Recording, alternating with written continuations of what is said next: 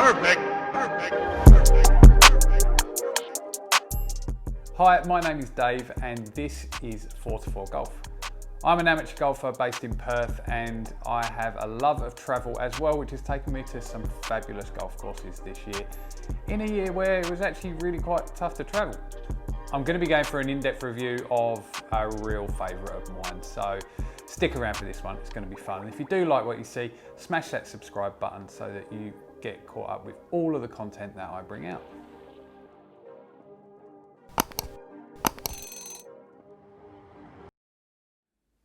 Okay, so this week's golf course is the Yas Links in Abu Dhabi. It's about an hour south of Dubai and it's situated between a few other attractions as well on Yas Island. So they include Ferrari World and also the Yas Marina Formula One track. You wouldn't want the Formula One cars going around the golf course.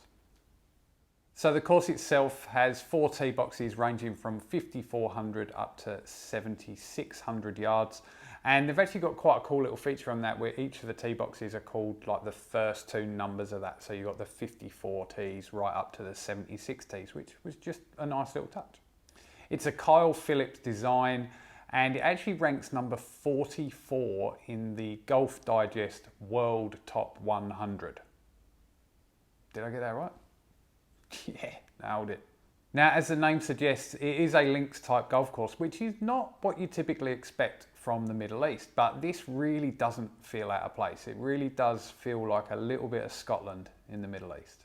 From a signature hole perspective, I mean, you could pick many of them. Probably the closing stretch, 16, 17 and 18 might be one of the best closing holes to a golf course in the world. They are truly spectacular and bloody hard. So this was the 4th round of our trip and it probably wasn't made any easier by the fact that we were fairly well pickled the day before, let's say. We were in corporate hospitality at the Desert Classic and then that led into a little bit of an evening as well. And then, yeah, we had this hour drive south. So it probably wasn't the ideal preparation, but it didn't take away from anything whatsoever. When you turn up, the clubhouse has got kind of like a Mediterranean type feel to it. Really quite cool. Changing rooms, you know, sort of like this little cavernous kind of area. Like it really quite cool. Like that's the only way I can really describe it. Restaurant looked fantastic, although for other reasons we didn't get to actually eat there. Pro shop staff were all really friendly, in fact super friendly. Like in all the places I went, these were the most receptive to calls and emails that I made ahead of time, and also then helping us out with, you know, making some content on the day as well. So I will give a really big shout out to Pete and Corinne, the 2 members that we played with on the day. They were so good. They looked after us. They were funny. They put up with my sense of humour as well, even though I decided to really insult Pete on like the 2nd tee box. And honestly, you guys made our day there so much better.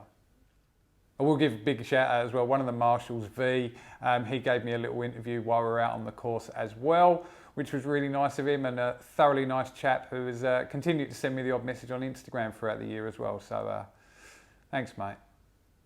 So what made this place so special for me? I think just the fact that it was this linksy style course that you're not expecting to see. And yeah, you've got the Ferrari World, like a theme park next door and a Formula One track.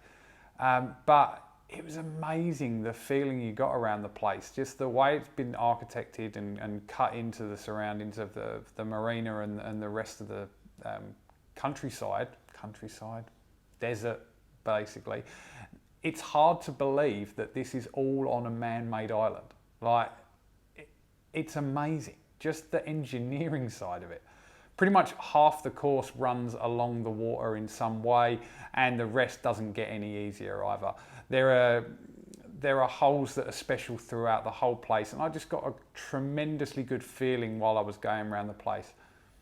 Look, it's fair to say it wasn't in the best condition, but they were pretty upfront about that, and it was just struggling with drainage in a few areas. But then Dubai had a lot of rain in advance of my trip, which in a way I'm glad it was in advance of, because otherwise it really would have put a dampener on it, pun intended. So I've probably rambled on enough. If you haven't seen already, I'll put a link to the first video up here now. This ended up being 3 videos because I just couldn't cut anything out. I loved it, absolutely loved this course, and I think that's going to show up in the ratings. The first was in layout or design. Now this, as I've already said, this really felt like a piece of Scotland somewhere else. Now I've never been to Scotland, but I've seen photos and I've got a bloody good idea of what it looks like. This just felt like it. Rolling fairways, you know, undulating greens, both of which were in fantastic condition as well, despite some of the other areas struggling. And the backdrop, you know, looking back across the marina at Abu Dhabi itself, and then occasionally you get a backdrop of a theme park, you know, and it just, yeah, fantastic. The actual layout itself specifically though, it was really clever. You know, all of the holes challenged you in some way, even if it was just distracting you with the views. So I'm sure some people will argue with me, but I'm giving it a 10 out of 10 for the layout. It was stunning. Okay, onto the condition. Now, as I've said, it was struggling in some areas, but you can definitely tell that that was just down to the drainage problems. I'm going to give it a 7, but I think where you should be on a golf course, you know, the fairways and the greens were fantastic. So it would be hard to give it any higher than that, just because of the way some of the areas are a little bit bare and you know, and a little bit rough in certain places. And I don't mean the way rough should be, but yeah. So I'm going to give it a 7. It was just let down a little bit by that. Onto the facilities. So I already mentioned you had the restaurant there, although we didn't get to try that out because we had to rush away from there pretty quickly to get to Abu Dhabi. They also had a good range, and then they've got a top tracer range as well that they've added, and there's even a floodlit par 3 academy course as well. So put it this way, if I ever happened to live in that part of the world, this would be where I would play golf. No question. This was a fantastic facility, had everything that you could ever want. 9 out of 10. Okay, on to our experience. As I already mentioned, the members that we played with on the day were fantastic. The marshals were friendly while still doing their job of making sure you were getting around the golf course in the right way. Pro shop staff were really friendly and even offered an interview at the end as well, which was really good, and you'll see that in the video. I just got such a good vibe from the place all the way around, before and after, even though we had to leave so soon. So yeah, no other score for it. 10 out of 10, obviously. Keep up. And the final category of the surroundings. So as I said, the way this is all on one man-made island, you wouldn't know it. Like it still had such character around it. Water views over 50% of the holes, and if not, you're looking at you know, either the Ferrari World, the theme park, or a racetrack as well. So, there's also like a really nice couple of hotels alongside one side of it as well. Honestly, it's 10 out of 10. Like, it was absolutely stunning. So overall, that gives Yas Links 46 out of 50, and I don't want to spoil anything in the future, but it's going to be very tough to beat that. It was so close to perfect, and if it hadn't have been the condition that it was in, which I know is now sorted, this would have been a perfect golf course for me. So unsurprisingly, that does take it to top spot in the leaderboard by some distance as well. So can anything challenge it?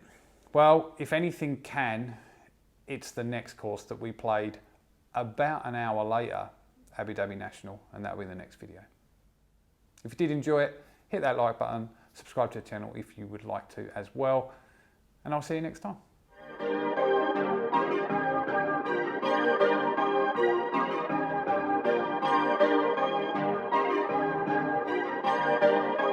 Perfect.